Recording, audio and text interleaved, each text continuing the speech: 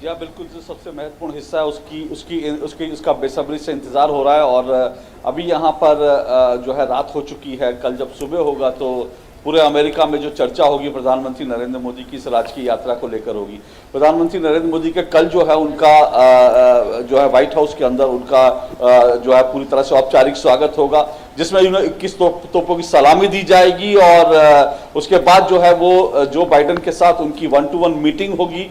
जो खबरें आ रही हैं कि दोनों नेता संयुक्त रूप से एक जॉइंट स्टेटमेंट भी जारी करेंगे और प्रेस को भी संबोधित कर सकते हैं। और उसके बाद राष्ट्रपति निवास में प्रधानमंत्री का जो है वो जो है स्टेट बैंकेट जो है उनके सम्मान में दिया जाएगा। चंद्रशेखर, इंटरेस्टिंग बात यह है कि ये जो मैंने पहले भी बताया था और ये बड़ा इंटरेस्टिंग इसका बात है कि एक तरफ जो है जब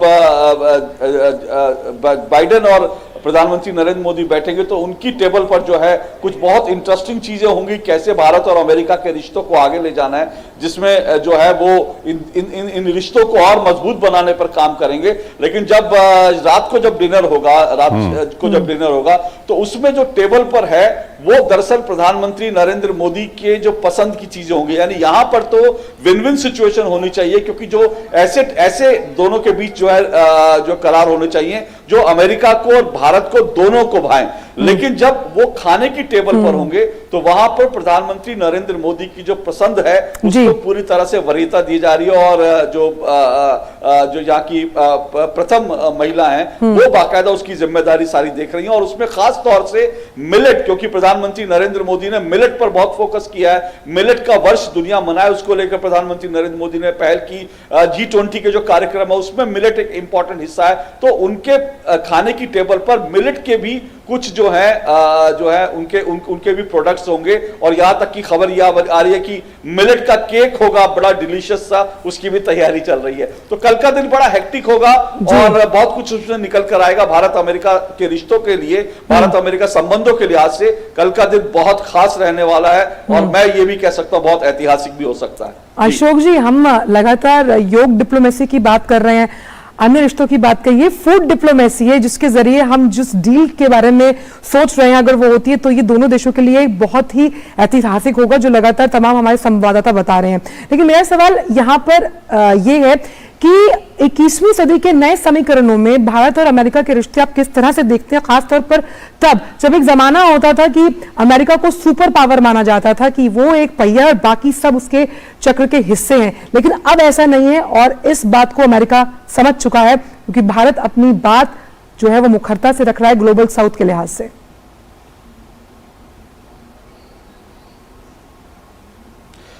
देखिए, शीत युद्ध का दौर था, अमेरिका एक सुपर पावर था, आज भी सुपर पावर है। लेकिन तब अमेरिका और रूस दुनिया दो खेमों में बटी हुई थी। भारत इन खेमों में जो है दरअसल कहीं पर नहीं था, लेकिन भारत को जो है ये माना जाता था कि रूस का सहयोगी देश है, रूस के साथ हमारे रिश्ते बहुत अहम थे।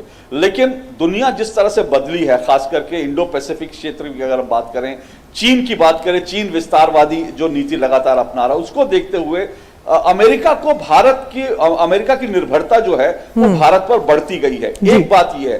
दूसरी बात यह, इतने सालों में भारत और अमेरिका के रिश्तों में एक तरह का बहुत सारा मिसट्रस्ट था, लेकिन भारत का जो ट्रैक रिकॉर्ड है उससे भारत ने अमेरिका और दुनिया का भरोसा जीता है। और तीसरी तरफ जैसे आपने योग की बात करी, तो योग को लेकर या भारत की जो सॉफ्ट पावर्स है, चाहे वो योग हो या मैं भारत की सॉफ्ट पावर यहाँ के भारतवंशियों को मानता हूँ, डायस्पोरा को मानता हूँ, 45 लाख जो डायस्पोरा वो भारत की सॉफ्ट पावर है। तो ये सब बढ़ते गए, उसके कारण जो है आज अमेरिका क्या दुनिया की कोई भी ताकत भारत को नजरअंदाज नहीं कर सकती।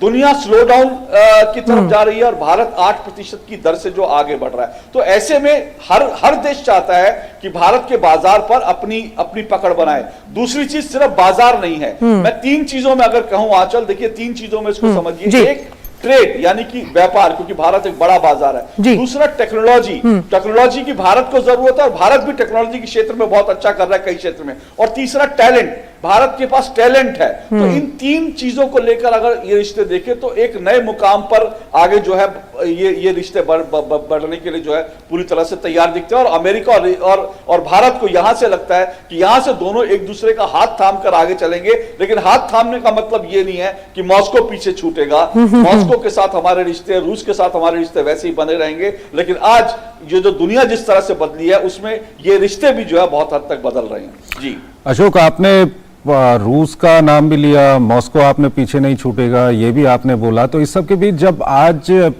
प्रधानमंत्री अमेरिकी संसद को संबोधित करेंगे तो क्योंकि प्रधानमंत्री लगातार दुनिया में जिस तरह के भी तनाव हैं, चाहे युद्ध के तनाव हैं, क्लाइमेट चेंज है, दूसरी समस्याएं हैं, उन सब को लेकर पिछले कई सालों में हमने देखा है कि प्रधानमंत्री ने जितने फॉर्मूले दुनिया के आगे रखे हैं, चाहे वो मिलेट्स को लेकर के हो, लाइफ को लेकर के हो, सोलर अलायंस को लेकर के हो, दुनिया को काफी पसंद आए हैं।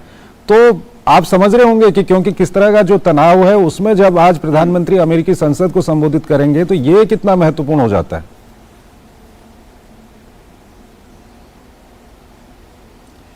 देखिए, आपने अमेरिकी संसद की बात करी, मेरे पीछे जो है कैपिटल हिल जो है, अभी यहाँ पर थोड़ी बारिश अभी भी है, नहीं तो मैं आपको दिखाता। पीछे कैपिटल हिल जो है वो अंधेरे के अंदर जो है वो दूधिया रोशनी से इस वक्त नहाई हुई दिख रही है।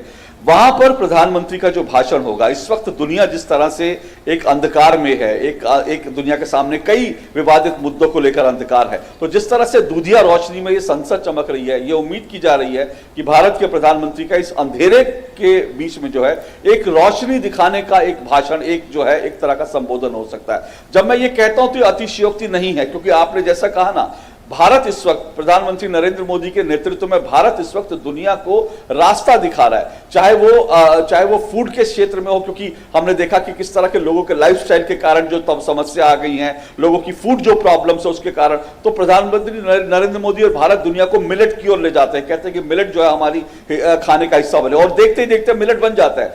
दुनिया को इस वक्त जो है आध्यात्मिक रूप से, मानसिक रूप से, शारीरिक रूप से जिस की जरूरत है उसमें योगा दे देता है। प्रधानमंत्री नरेंद्र मोदी की पहल पर योगा की दुनिया एकजुट हो जाती है। इसी तरह से दुनिया आज युद्ध की विभीषिका में है, और प्रधानमंत्री नरेंद्र मोदी ने साफ तौर पर अपने यहाँ पर जो अपना इंटरव्यू दिया अमेरिकी मीडिया को, उसमें उन्होंने कहा कि हम निष्पक्ष नहीं है, क्योंकि यहाँ पर अमेरिकी संसद में ज्यादातर सांसद प्रधानमंत्री से यह सुनना चाहेंगे कि रूस और यूक्रेन के युद्ध को लेकर भारत की क्या नीति है, और उसको लेकर प्रधानमंत्री ने एक संकेत दे दिया है कि भारत निष्पक्ष नहीं है, भारत दरअसल शांति के पक्ष में है। और इससे बड़ा स्टेटमेंट जो है दुनिया के लिए आज कोई और हो नहीं सकता।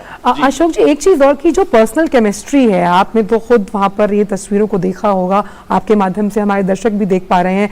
जब व्हाइट हाउस के बाहर प्रधानमंत्री खड़े थे तो राष्ट्रपति जो बाइडेन ने उनके कंधे पर हाथ रखा, वो मुस्कुराहट, ये बॉडी पोस्चर्स, ये कूटनीतिक लेवल पर बहुत अहम माने जाते हैं जब हम वैश्विक परिप्रेक्ष्य की बात करते हैं।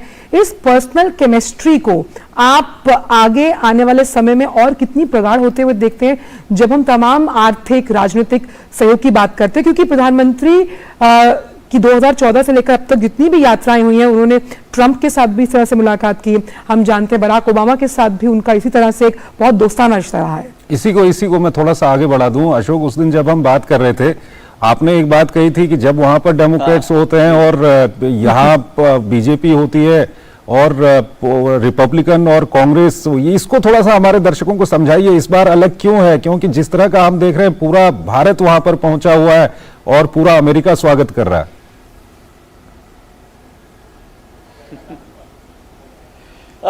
देखिए चंद्रशेखर, आपने ये बात की, मैं बहुत आपको दिलचस्प बात बताऊं। अभी मैं एक ऐसे परिवार के साथ, यहाँ शो शुरू होने से पहले एक 2-3 ऐसे परिवारों के साथ बैठा था जो दरअसल शिकागो से आए हैं। शिकागो से पूरा का पूरा परिवार, जिसमें उनके बच्चे जो हैं वो बच्चे हैं जिनका जन्म यहां पर हुआ, लेकिन वो भारत से उनका जो जुड़ाव है उसके लिए वो शिकागो से ट्रैवल करते हुए यहां आए हैं और अगले 2-3 दिन यहीं पर रहेंगे। पूरा परिवार यहां रहेगा, प्रधानमंत्री नरेंद्र मोदी के कार्यक्रमों में शिरकत करेगा। तो एक तो जो ये आपने कहा ना, इसके तो मुझे उसको लेकर याद आया। लेकिन जहां तक आपने कहा कि डेमोक्रेट्स रिपब्लिकन, ये एक समय था, जैसा मैं बार बार कहता रहा हूं कि एक समय था कि ये मानते थे कि रिपब्लिकन्स के करीब भारत होता है, डेमोक्रेट आ जाते तो दिक्कत होती है। अभी भी जो है यहां पर जो खबरें आ रही है ना, वो ये आ रही है कि डेमोक्रेट्स कई सांसद जो हैं जो बाइडेन पर जो है दबाव डाल रहे हैं कि वो इतना ज्यादा भारत को लेकर के जो है इतना ज्यादा खुले मन से आगे ना बढ़े, भारत में कई तरह की समस्याएं हैं, जो फेक नैरेटिव भारत को लेकर चलते हैं उसको लेकर वो अपनी सलाह दे रहे हैं। लेकिन इस सब के अलावा देखिए आज अमेरिका की जरूरत है भारत के साथ अच्छे रिश्ते बनाना, तो चाहे रिपब्लिकन हो जो डेमोक्रेट्स हो, क्योंकि प्रधानमंत्री नरेंद्र मोदी जब से सत्ता में आए तब से 3 राष्ट्रपतियों के साथ उन्होंने काम किया। उन्होंने पहले जो है उन्होंने ओबामा के साथ काम किया जो डेमोक्रेट से, और पूरी तरह से जो ऐसे भारत को कई बार ऐसा लगता था कि शंका की निगाह से देखने वाली पार्टी है। उसके बाद रिपब्लिकन ट्रंप आए, रिश्ते और आगे बढ़े, और अब जो एक बार फिर से डेमोक्रेट सत्ता में है और जो एक बार फिर हम आगे बढ़ रहे हैं, मजबूत हो रहे रिश्ते। जहां तक आपने केमिस्ट्री की बात की आंचल, तो देखिए एक 90 के दशक में टेलीविजन जर्नलिज्म में एक शब्द आया था बॉडी लैंग्वेज। तो उसके बाद क्या होता था, कोई भी जब अंतर्राष्ट्रीय मोर्चे पर नेता मिलते थे तो पत्रकार उनकी बॉडी लैंग्वेज पढ़ने की कोशिश करते थे।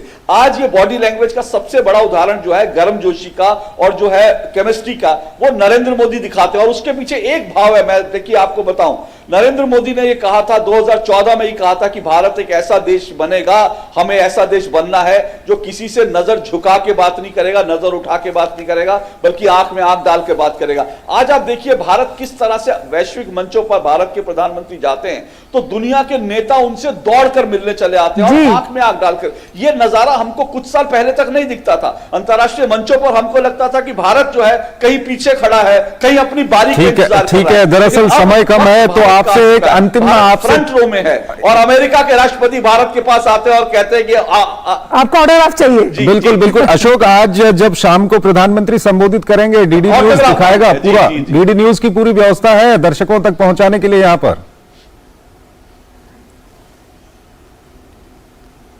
जी हाँ, बिल्कुल। प्रधानमंत्री के जो भी कार्यक्रम होंगे उसको लाइव जो है प्रसारण करने के लिए हम पूरी तरह से तैयार हैं और और हमारे संवाददाता, हमारे कैमरा पर्सन जो है, हमारी पूरी टीम डेडिकेशन के साथ हर जगह पर मौजूद है। और मैं बताऊं, हमारे कैमरामैन, हमारी बाकी टीम जो है, अभी यहाँ रात है लेकिन अभी अब से 4 या 5 घंटे बाद जो है वो अगले दिन की तैयारियों में लग जाएंगे, यानी कि सिर्फ 3 या 4 घंटे वो शायद सो पाएंगे, या कितना सो पाएंगे ये देखना है, लेकिन वो लगातार मेहनत से काम करें क्योंकि हम इस महत्वपूर्ण यात्रा का, ये जो ऐतिहासिक यात्रा है, इस ऐतिहासिक यात्रा का इतिहास बनाने में डीडी न्यूज भी जो है, हम सब इसमें लगे हुए हैं। और इसीलिए पल पल की खबर प्रधानमंत्री के तमाम दौरों, व्हाइट हाउस में जो होगा, मैं आपको ये भी बता दूं, व्हाइट हाउस के अंदर जो होगा वो तो होगा, व्हाइट हाउस के बाहर भी ऐतिहासिक नजारा होने वाला है। व्हाइट हाउस के साउथ लॉन में 7000 भारतवंशी जो हैं, भारत और अमेरिका के रिश्तों को सेलिब्रेट कर रहे होंगे। आज से पहले कभी ऐसा नहीं हुआ व्हाइट हाउस में कि 2 देशों के राष्ट्राध्यक्ष मिल रहे हो और व्हाइट हाउस के लॉन में जो है इतनी बड़ी तादाद में किसी